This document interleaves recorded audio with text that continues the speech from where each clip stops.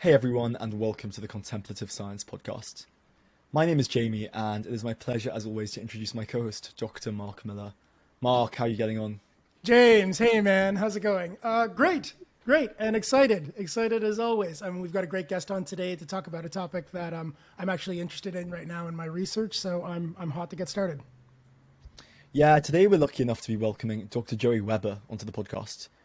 Joey is the equanimity enthusiast. He is a lecturer at the University of Bolton, the author of Why Mindfulness Is Not Enough, Unlocking Compassion with Equanimity, and, amongst other things, a long-term practitioner who spent years living in a Tibetan monastic community. Joey, how are you? Hi guys, nice to meet you. I'm really happy to be here. I was just on listening to that introduction. I was taking me back to all the podcasts I've listened of yours, and I was going, "Oh my god, it's my turn now." That's cool. Great. Well, listen, it's brilliant to have you, and we're going to be talking today about equanimity, which is something we haven't really touched the sides No. of, given how central a feature it is. So, as part of that, we'll be talking about the equanimity methods, the Equanimity Barriers Scale, and some of your work. So, I want to kick off though. Equanimity is this term that's thrown around in our circles a fair bit, but I thought that you would be the man to ask to characterize it best. Okay, so yeah, it's that thrown aroundness that I'm trying to refine a little bit in the research that I've done, because I do think that it forms a significant aspect of mindfulness and consciousness studies, and I think it's just got a misunderstood in general terms feel about it. I think most people, when you hear it, they might throw in balance or harmony or something like that, but they're kind of vague, loose terms. So they're like, throwing vagueness onto vagueness in my eyes. Because when I first heard about equanimity, for me, it was just this mystical construct that I felt like I could get nowhere near.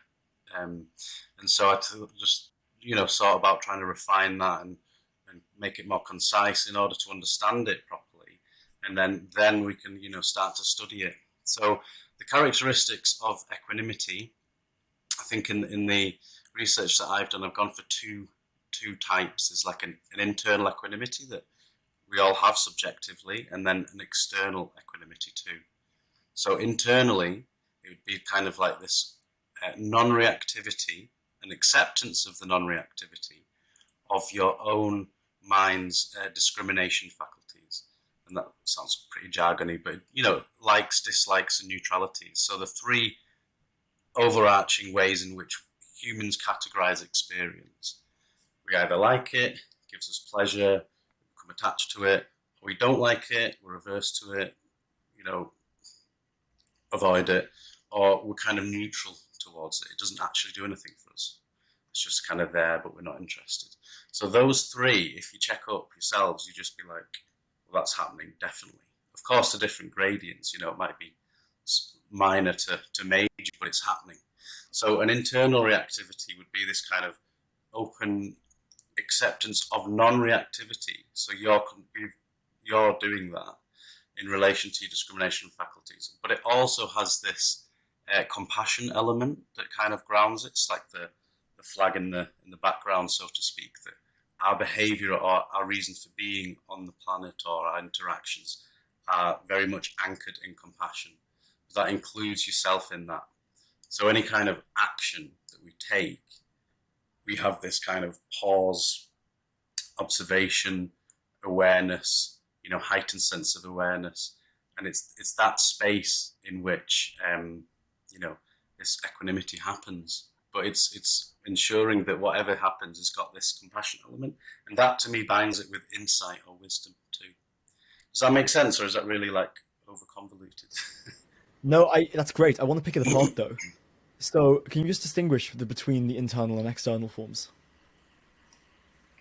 For sure, yeah. So that's the internal. So that's happening to me, and right now it's happening. Did that go well? Was that a good experience? So I'm aware of what's happening as I categorize on a moment-to-moment basis. But then externally, as it's happening for me, I now recognize, sorry, this is happening for everyone.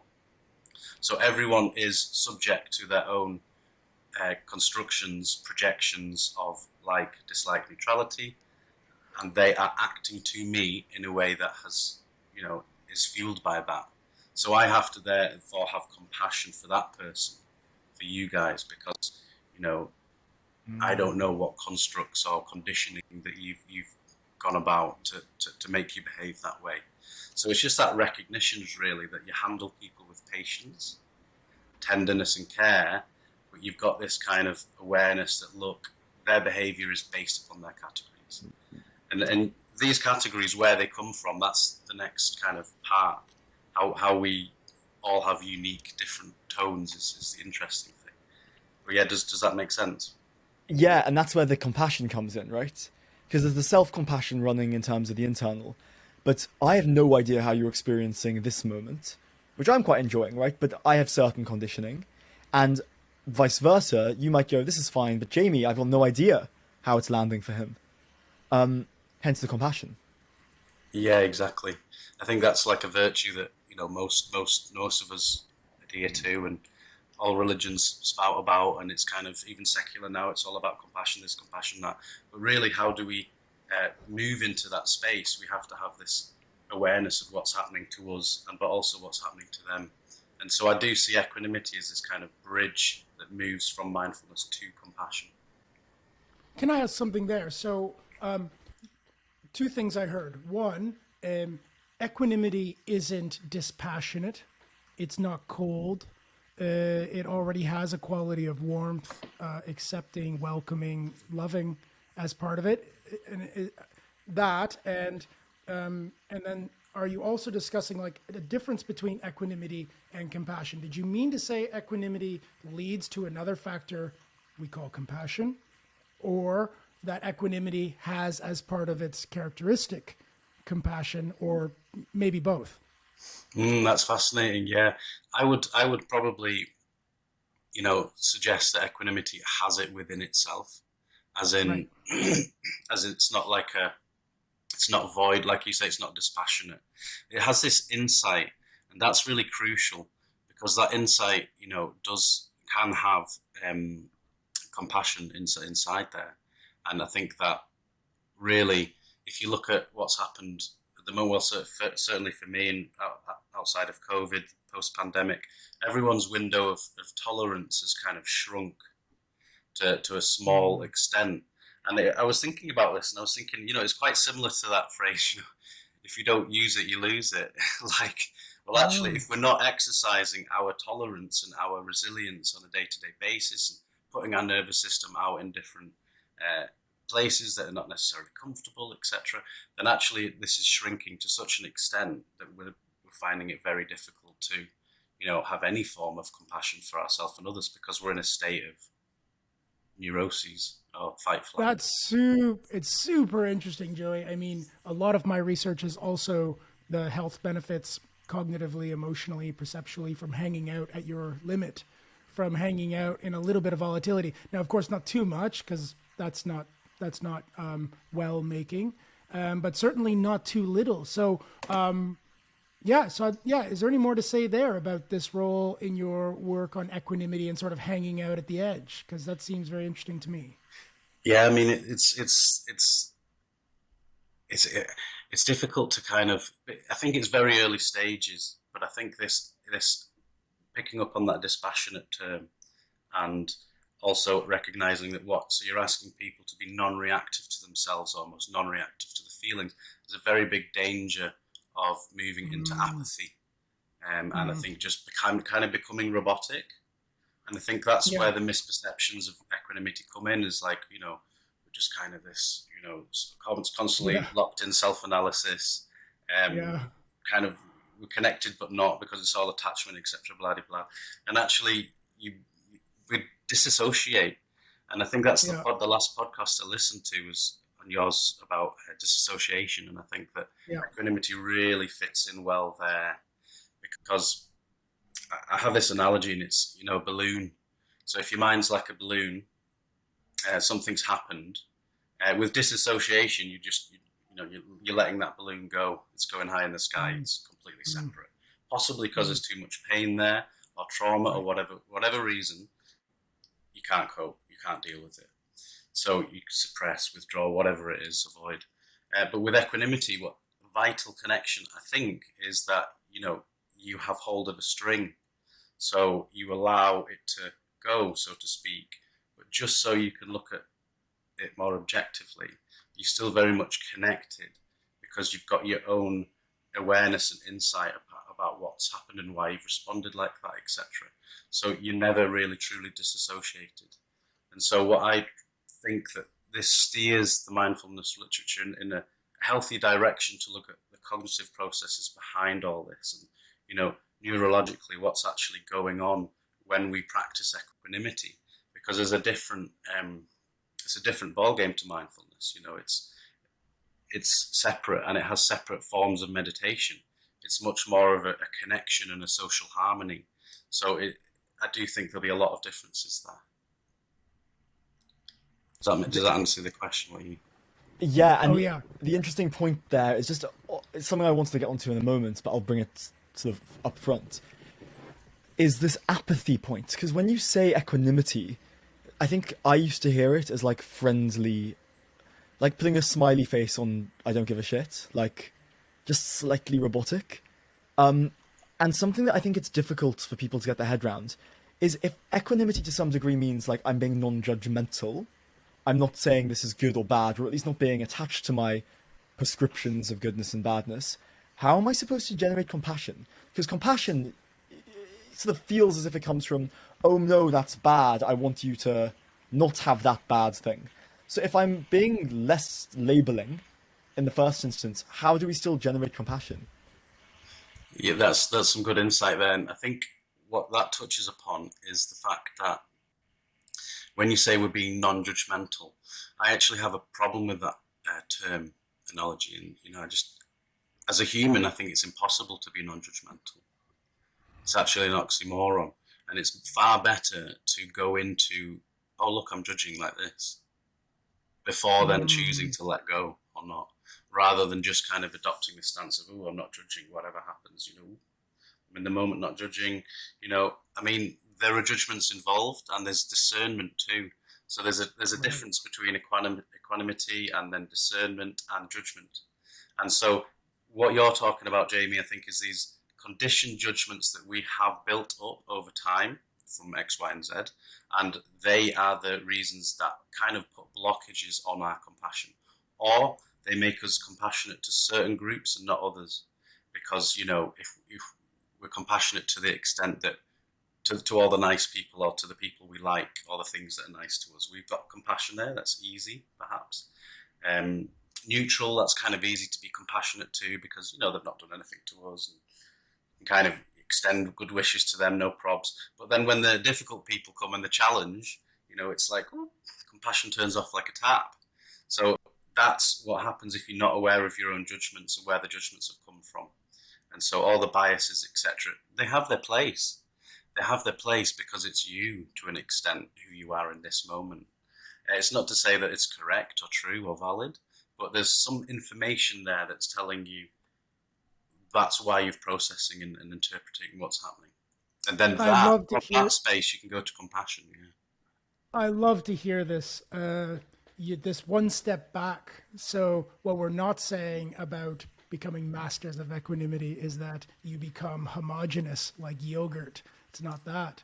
It's that you're still going to have all of your natural proclivities to some degree. You're going to be pushed and pulled by a world of meaning, but you're going to have a secondary sort of meta system available, which is able to be cool about who you are in the world. And so then you get to be automatically, I think this is true, you start being cool about how other people are in the world, even when they're being pushed and pulled in ways that are a little bit wonky or a little bit upsetting or a little bit, are breaching our boundaries a little. I really hear that. I love hearing equanimity placed there rather than thinking it has to do with feeling tone itself, rather than our reaction and judgment about our judgments, which I think is the right place to set it. Yeah, really useful. I think that's spot on. I think it's it's about being fully human and fully, us in the moment, rather than kind of somehow thinking, oh, it's all an illusion, it's not us, it's just fabricated ideals, and it kind of it's so dissociative speaking. And I think actually we've got to really embrace who we are, the good, the bad, and the ugly, the like, the dislike, and the neutrality, to really understand how we can move forward. Should we want to move forward? Should we want to connect to groups, and harmonize with others and ourselves? You really have to dig out all the weeds to understand what's going on before you can start going, oh, I'm really compassionate. It's always some kind of disconnect. So we're talking about equanimity as it's like, did you ever play Top Trumps when you were a bit younger? And you'd have the stats. Yeah. Yeah. We're talking about equanimity as if it's kind of like a stat you can have. I've got equanimity of 50 out of 100, or you might have equanimity out of 65. And I'm just wondering, because on one level that sounds silly, but on the other, it makes sense that we have base levels of different characteristics. To what degree is equanimity something you can refer to having a base level of? Well, I think this is a place for the research to go in and to actually do some studies. When I first looked at equanimity, that's why I chose the PhD in it, because there was nothing really about it. I mean, not. There was some bits, but there was no proper psychometric tools to measure it, and there was no really agreed Western definition to measure what we're measuring here. Balance, how do you do that? Is that not resilience? Is that not? So it's kind of not knowingness. So it's very early days in the research. 2018 was when I created this Equanimity Barriers Scale. Since then, there's been a couple more psychometrics that have been developed, one in Australia and one in France. And I think now we need to use these in studies. And then because it went down the mindfulness route. There was state and trait mindfulness. So it's going to be similar to equanimity, I think, dispositional mindfulness. Does it become a kind of a state of mind, that's kind of neurologically rewired after a certain time? Or does it always have to come back to this kind of insight perspective? In terms of, does it always fluctuate? Because, I mean, I'm not very equanimous by any means, but, there's certain small things that I can recognize, that the research is useful here because I'm kind of in the flow and I'm equanimous. But, all the heavy emotional stuff, it's kind of turmoil still. And so there's a lot of scope to kind of measure different meditators and proper meditators who have been in long retreats and things like that could come into question. How would you test equanimity in the brain or in research? Because I kind of understand you can test some things in meditation that we've discussed, certainly around looking at the brain itself, and you can look at certain amygdala activity, for instance, and reduced amygdala activity after meditation retreats. What's the equivalent play with equanimity? I'm going to pass that on to Mr. Mark. Yeah, actually, I actually got into practice because I was part of a study at the University of Toronto, EEG study, and it was really, I think, a well-made study. And I can't remember what brain regions they were looking at, but they showed us really graphic and sort of challenging pictures, car accidents and animals who had been hunted, these sorts of things. And they also showed us really pleasant pictures, families and kids smiling and puppies. And then they gave us 8 weeks of either relaxation training, mindfulness training, and then they also looked at expert meditators, I believe. And what they saw was, right off the bat, if you didn't have much training, when you saw a negative image, it went hard in the regions they were looking at, and then it lingered for quite a long time. It had a really slow decay slope. And when you looked at positive images, they were quick to go up and go out. So they didn't have this long decay period. They didn't have this long tail. And even after 8 weeks, those started to reverse, where the negative ones happened less strongly in the brain, registered as them as important less strongly, and they lasted less long. And the positive ones were starting to hit harder and were starting to last longer. And when they looked at expert meditators, they actually saw sort of the reverse. The negative ones pinged and passed quickly, and the positive ones pinged and lingered for a long time. And I think when they asked, if I remember correctly, they asked the expert meditators, why do they think that happened? And they said, well, I'm not surprised if there's challenging data in the world. I reflect sort of discerningly daily on the challenging stuff in the world. So that's not surprising to me. but seeing good stuff in the world, that seems important. It seems more newsworthy than the challenging stuff. That's So I really don't know. It sounds like equanimity to me. yeah, that's really fascinating. So it's like still there's always this level of discernment, but it enables that bounce back ability, and that's why it's probably linked to resilience and things like that, of actually you know allowing things to come and go when it's a negative tone or whatever, and allowing that to linger when it's positive, rewiring the kind of Yeah. the feelings. That's a really deep form of rewiring, isn't it? Because I mean, we're not evolved. We're not evolved to just think the good is awesome and to sort of ignore the onslaught of negativity. But we can train it. And I mean, not to put on rose-tinted glasses here, but I think it's good to train the other side because we're not very balanced in that side, are we? Exactly, yeah, and I think that the balance word and the kind of for me, when we go into the equanimity meditations and things, the word equalizing comes up in terms of groups. Bunch of people you like, bunch you have difficulty with, bunch of neutral. Having the equal level of feelings to that is actually healthy for you. So you might be like, well, actually, why would you do that? Have compassion for all the people that have committed crimes and things like that. But actually, we're looking at it ironically from a selfish perspective. By having unconditional kind of equanimity for all, you're benefiting, as well as them, obviously, because how you relate and interact with the world will take on that different, intricate, subtle level of niceness.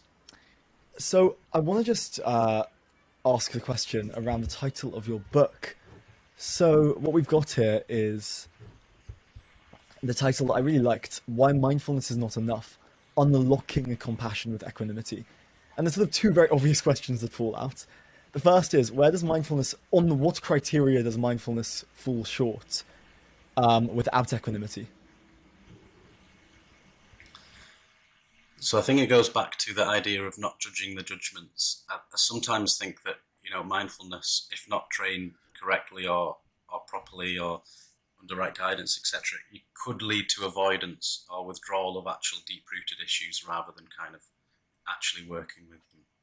And I think it's also, you have to look at society and say, what is it being used for? And predominantly mindfulness is used as a tool for therapeutic self-care, and sometimes by organizations as a kind of, efficiency and effectiveness tool. So it's all about how it's used. Doesn't necessarily make the person more compassionate, because it's it requires that other level. So it's mindful of what? Mindful of becoming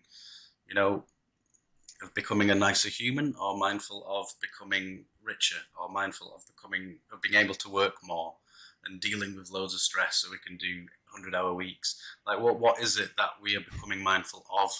And that is, as a society, I don't think has really looked at so much as actually it's still in that, this will be nice for you, it'll help you out, it'll de-stress you for a bit, and that's kind of it.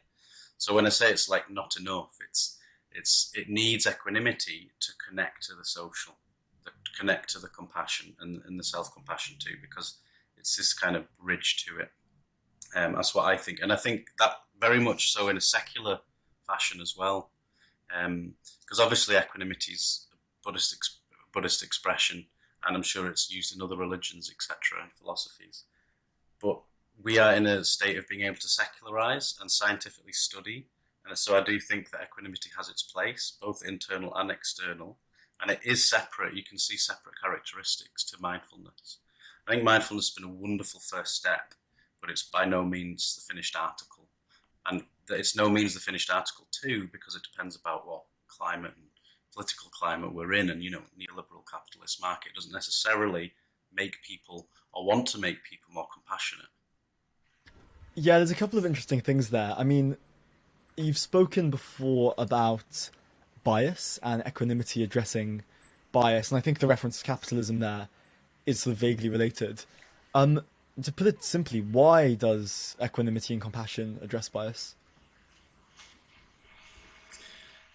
Well, it makes you more aware of bias.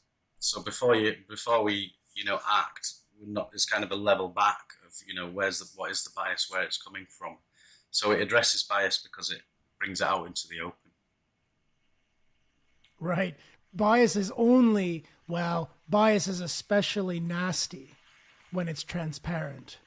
So when we see the world malformed by our bias, that's where it's nasty, isn't it? Or where it might be nastiest, because that translates to, you are like this for me, and I'm not even aware it's a lens. So when somebody says, hey, by the way, you're mistaken, you say, no, I'm not. I know my own experience.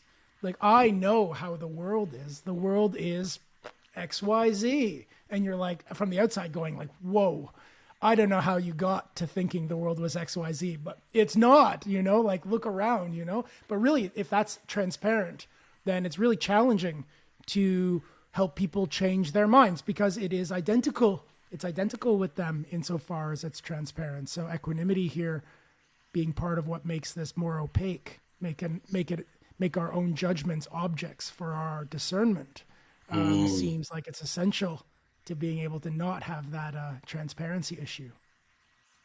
Yeah, that's really, really beautifully put. Yeah, it's making our judgments, unearthing our judgments, so we can then discern between wise judgments, perhaps, right. and, judgments we want to let go of. And I think while keeping your, because I think bias obviously gets a really bad rep, but also it's natural, and we're naturally kind of lean towards groups of peoples and hobbies and behaviors. And so sometimes I think that it's quite extreme to be like, oh, we just need this equal, everyone love everyone.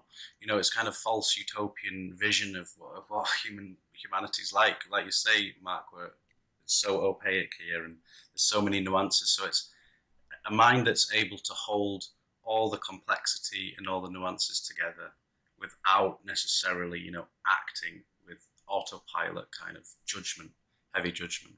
That kind of spaciousness imagine in the population or in the schools, etc., it'd be a complete transformed world. And it doesn't mean that, don't have to have differences, because, political differences are good. Right. Different ideas are good. And actually I think it's a little bit about also encouraging healthy, open debate versus kind of now I think it's everyone's got a judgment. Oh, that's bad, Or you're kind of sometimes maybe scared to show your judgment, scared to show your bias. The way the media's going and everything is, we're encouraged to show our likes and dislikes quite strongly. And sometimes I think people are afraid to do that too. That's the flip side. So this would kind of say, look, actually quite healthy. Don't be afraid of them. You've got them because, parents, carers, school, climate, whatever, there's a whole myriad of factors that are going on, non-exhaustible factors. And you could even go, past life stuff or God-given, or however you want to do. We can just park that in this life for now. And, it still encompasses all the different traditions, because it's not actually negating any. It's saying, look, this is the human experience. How can we make it more proactive? But you also don't want to be ignorant of your own bias, right? You can allow yourself to have preference. That's fine. But but to know that that's the case, the reason that you're being attracted to some things and repelled by others is because of the kind of thing you are, rather than saying, oh, it's your fault and the world is sort of like this. That seems very different to me, those two attitudes. I think sometimes about jealousy, like the worst kind of jealousy is the one where you see the world as filled with people who are untrustworthy, and you see all of the people around your partner as sort of conniving, vicious things.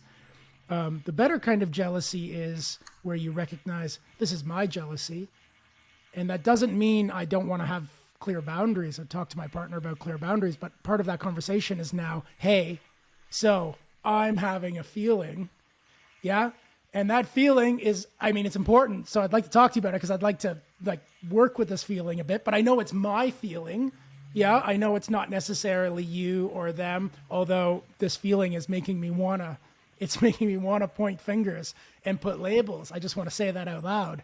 And can we maybe talk about boundaries, and can we get some assurance here, and can you sort of help me feel better? But those are two very different things, because the first one is, no, it's not anything to do with me. It's about you. Yeah. transparently, you are untrustworthy and they are untrustworthy, and I need to act in ways that are going to like bring that to an end. And that's why I like hanging out with meditators. I've said that before, but you hang out with meditators and you get more of this. The body is having an issue, and I'd like to talk about it rather than the world is like this. Yeah, maybe that brings us back to balance again, isn't it? Because it's the balance from the two extremes. Ignorance, it's nothing to do with me, it's all about you. And then, Right. the other way where it gets lost too. So I think, yeah, really insightful things there. Yeah, indeed. Yeah, there's now a practical edge to this, right? Because, okay, you have the micro and the macro, and I want to hear both. So the micro is, how do I become more equanimous? Yeah, nice. Yeah, what do we do? Now that we've sort of given our sales pitch for why you might want to be equanimous, I mean, how do you train it? You just have to sign up for this multi-million-pound course.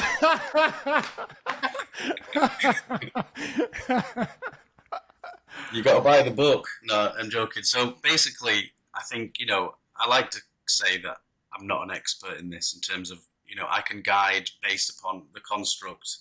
If you like the idea of the construct exactly and how it's framed, then for me, there's kind of a slowing down process of what happens to you when you elicit a judgment. And so this slowing down process, I've put it in some of the work. It's the method, the 7-step method. It's got steps and numbers and ladders and things like that. But essentially, it's a slowing down process about what happens to an experience and how that judgment may come about. So I think it's a little bit about looking at how we can apply that way of being in different scenarios. So, for example, having that mindset in relation to a good experience, okay, quite straightforward. Having that mindset in relation to a neutral experience, when you go down that path, you can actually find beauty in the neutral. Life doesn't become like, living in a waiting room, waiting for the next pleasure moment, but actually the little things are the big things. And it's like, this moment is all there is. And it's, you can have a different attitude towards it. And then also, again, how do I bring this mindset to a very difficult situation? And that's where probably the most work is beneficial for you, and everything would be looking at how we can do that challenging, because that's the challenge, isn't it? Because I think the easy and the neutral is fairly straightforward, and it'd be like, everyone will sign up for that. But when you start to go, having compassion for difficult people, or trying to find an equanimous mindset when someone's really, done something ill to you or done something wrong to you, then that's where it's difficult, isn't it? Because that's when the whole, it's not about me, it's about them comes in. That is when the heat of that kind of pendulum is going. So it's balance within all those. Any one little bit there? I mean, and also maybe, I don't know, maybe something that you've experienced as well. So you're in a pressure cooker, you're in a challenging situation.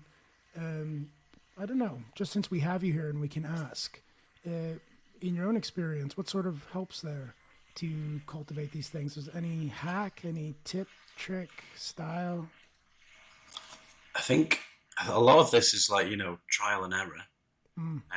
But I think a lot of it is also reminding yourself, and that's what mindfulness is like, right? You remind yourself to be mindful, because, however much we talk about it or are fanatics about it, we're probably not mindful most of the time, especially in a Western lifestyle. So it's a little bit like, I imagine it's like that with equanimity, that, try our best to adopt this mindset. At times it's, it's noticeable that it's worked. Say something's gone wrong. I think it's quite noticeable when things go wrong. You're stuck in traffic lights, or the laptop crashes, or there's some kind of stressor out there that is upon you that that's quite easy, I think, to get equanimous to, because you can relate the psychology, recognize, oh, look, I'm having all these negative thoughts and feelings in relation to what's happened. But actually, I need to be kind to myself because I didn't do anything about that. And also, I'm going to be kind to the situation. And therefore, it kind of cools it a little. It's all about heat, I think. Different variants of heat, picking up that hot coal, putting it down, observing it, cooling your hand. I don't know, then it might be looking at the coal a bit more. What's made the coal hot? Unpicking some of the of the perspective and the great perspective of what's actually happening and going on helps, you know. I mean, like, again, this is all kind of thinking mental stuff, Yeah. but, you know, it does help to an extent enable you to gain wider perspective. You know, Sounds like good therapy as well, where you can say, look, I'm holding this coal and I need some support to like look at it and get better relationship with it because it's burning already. So I'd like to figure out why I picked it up and why I can't put it down and why it's hot to see if I can cool it out a bit. Yeah, exactly. I think that's exactly right. Yeah. I think therapeutically, in terms of, you know, from a self perspective, it's really useful to look at what experiences you're going through and how slight shifts might be able to help you in cooling some of the high level emotional responses. And also, you know, then as if you're using it as a tool to connect, then you're actually voicing a lot of these experiences and debating them a little bit, and you're actually connecting with others at the same time. So I've certainly felt like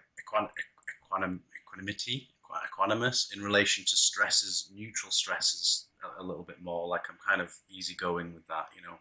What comes goes to an extent, but then there's other times, you know, you wake up and it's a different story, or you receive an email or whatever it is, and it's difficult to manage. But I do think having the mindset and the knowledge, it brings you back to this space in which you can then easily kind of go through the processes again, like an elastic band, you know. It doesn't snap. With equanimity, it can stretch, it can contort, but it's coming back to the center, and you kind of have comfort in that, and there's always something there to help, no matter what the situation. And it's to do with wisdom, and it's to do with also compassion. You know, the two sides meeting, and some kind of way of you relating to the world, which, you know, embodies and takes on all of this mindfulness practice, perhaps to the next level in terms of how then can I react, or, you know, interact socially, because you recognize also that your actions play quite a significant role in someone's experience and the wider community, even as a single sentence, for example. So I think it cools the heat there. But, you know, ask personal people if, you know, Joey's equanimous, and they'd be like, no way. Just ask my daughter. You know, it's different experiences, and I see it as this as a lifelong quest, and that's what I put in the beginning of the book. Is like, you know, mindfulness is not just a quick fix, a 2-day course, an 8-week course from whatever guru or teacher, but it's lifelong. And equanimity the same. You know, you can't read the book and get anywhere. Listen to this, probably won't get anywhere, but, you know, if you body it, take it on lifelong, it may have some benefits. And that's what I want to study and research to show the benefits more clearly. Because at the moment I'm like, you know, it's all hearsay, you know, my subjective opinion, but actually we need to see some hard evidence here. So that's what I'm hoping the world will move into. Joey, where can everybody find you online? Find me online. They can find my website, which is www.equanimity.com. And then I'm on socials as Dr. Joey Webber. Yeah. Joey, thank you so much for coming onto the pod. And very nice to speak with you. Have some intelligent conversation. Thanks so much. That was the Contemplative Science podcast, and hopefully it was some intelligent conversation. Thank you as always. Well, thank you as always for listening, and as always, we'll see you next week.